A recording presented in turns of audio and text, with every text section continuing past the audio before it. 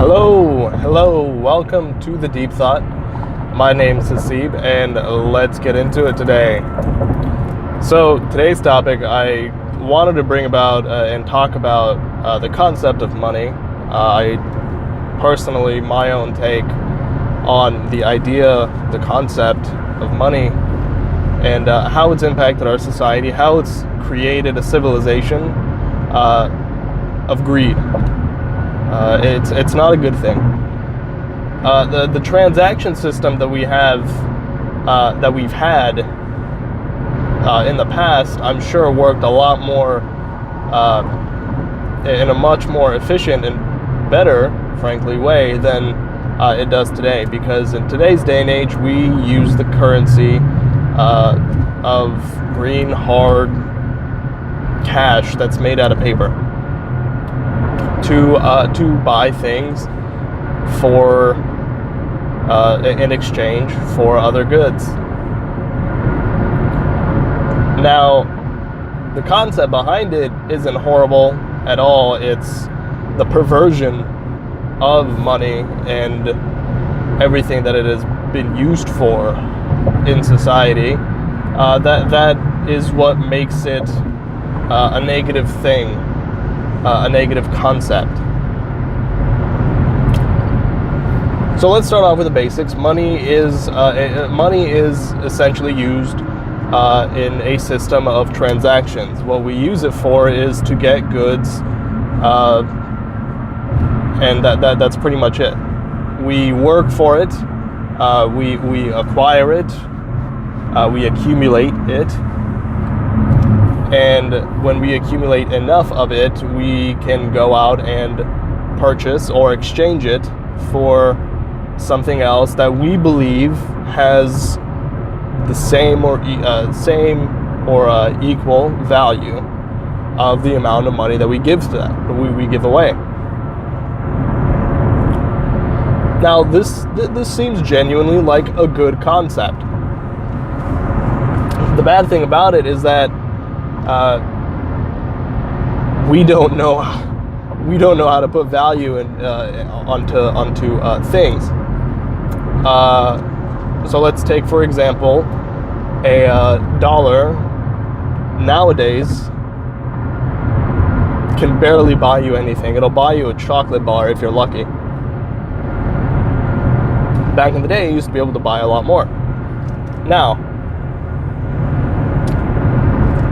the value of the dollar that not only the world has given, but everybody else has given, the value of the dollar has stayed stagnant, or roughly stagnant, for the past few years, while everything else has been rising in value. So what I mean by that is, we'll take a potato.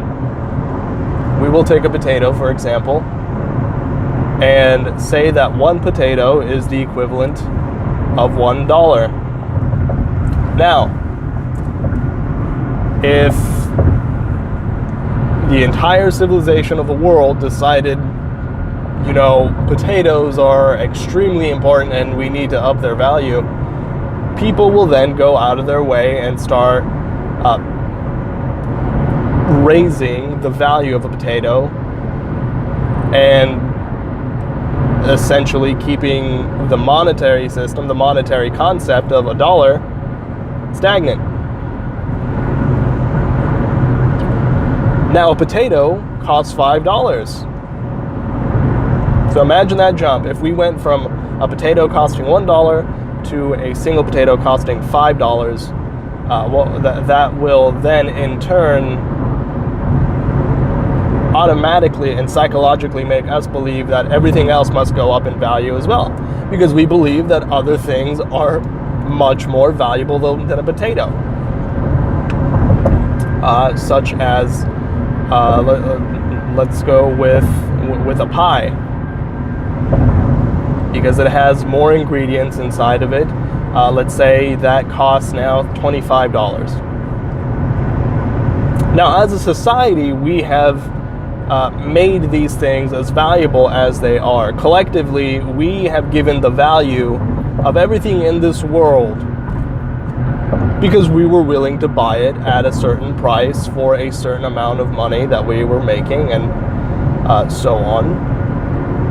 Therefore, we've devalued our currency while enabling objects to grow in value.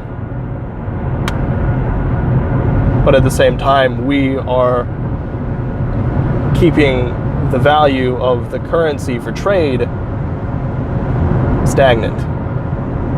So it's not going anywhere. The value of the monetary paper that we have isn't rising along with the goods and the value of the goods.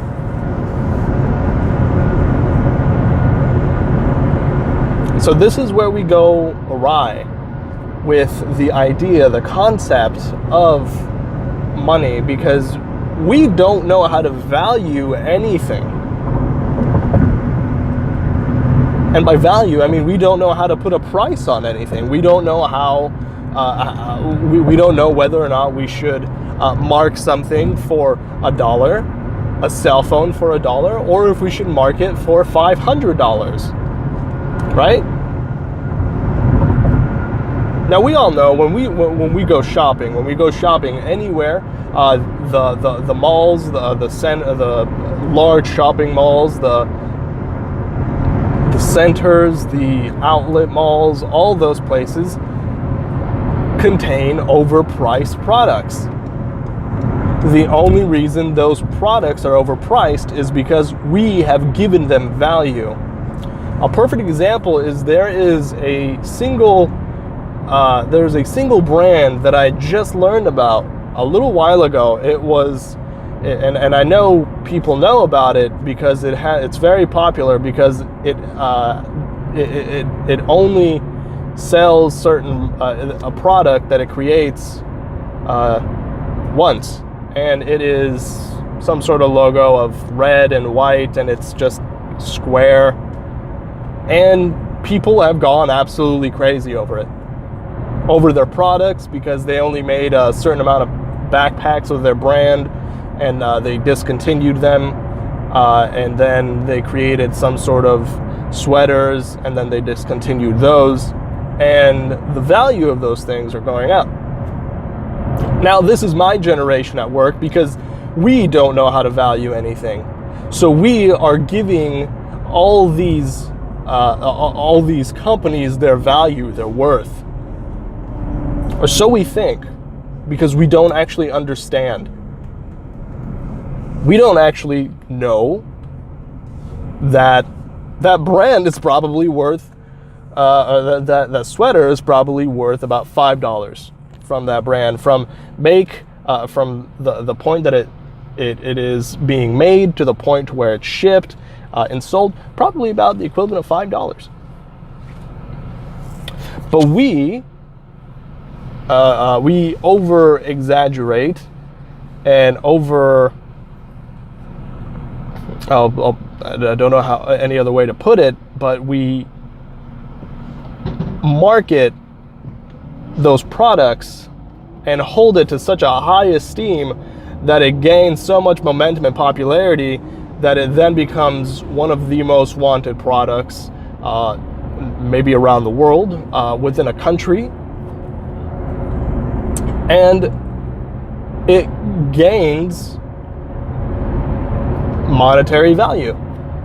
Now this is what is broken systematically in our societies because we don't know how to actually value objects, true objects.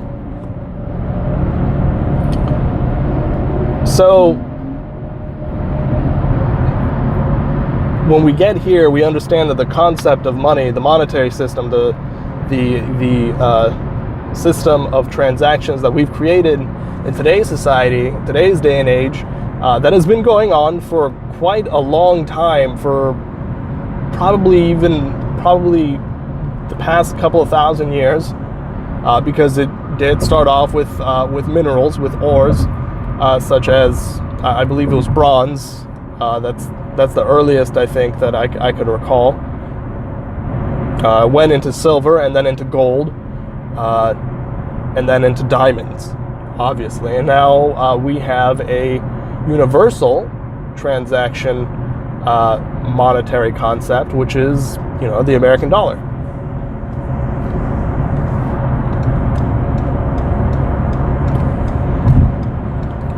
So when we think about money, the concept of money,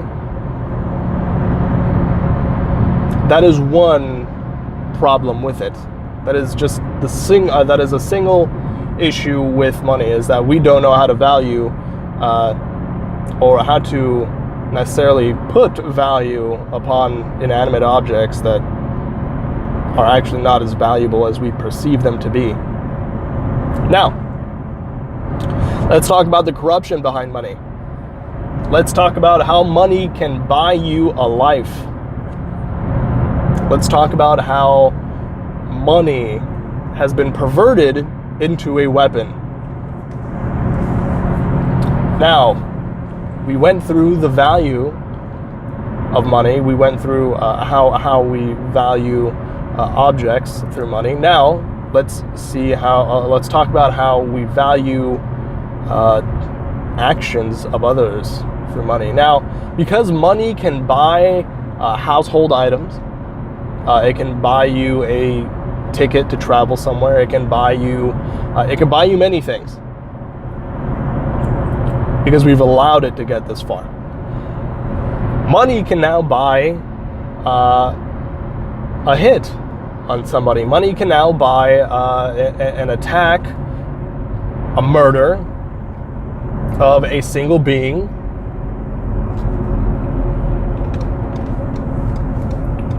because we've given it that much value.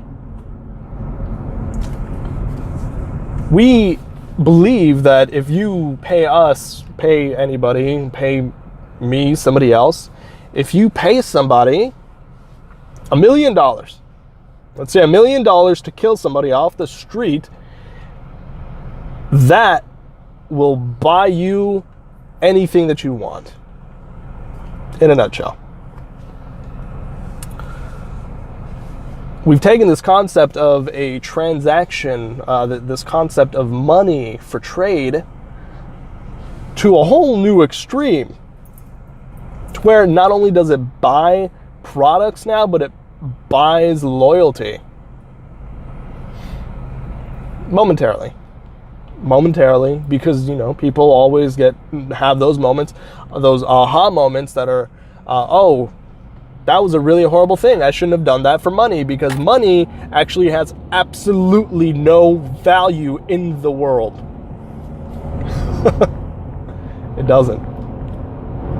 But when people go through and are bought with money, their actions are bought with money,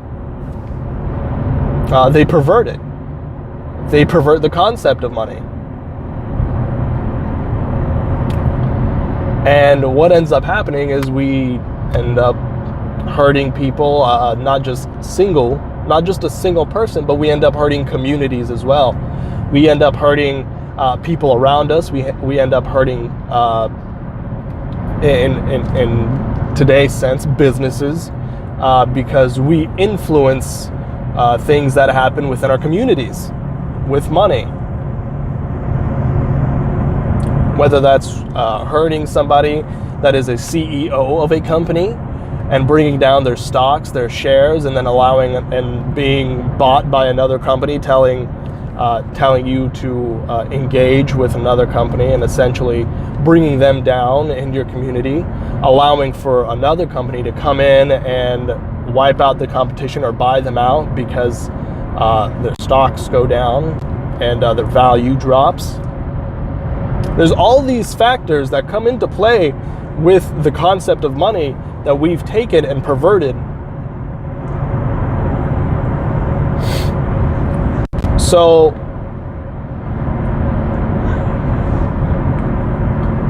when we think about money, the concept of it, we need to be very careful not to fall into this trap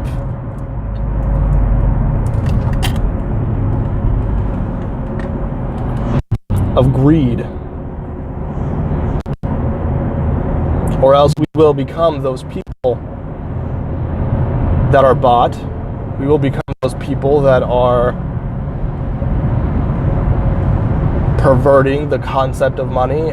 We will turn into those people that hurt other people in return for more money, because we want to buy more things with the money that we have put so much faith and value into, that we are willing to corrupt ourselves, our minds, our morals, our ethics, all these things, just for a quick buck. Now, my generation has the best chance right now, I believe, to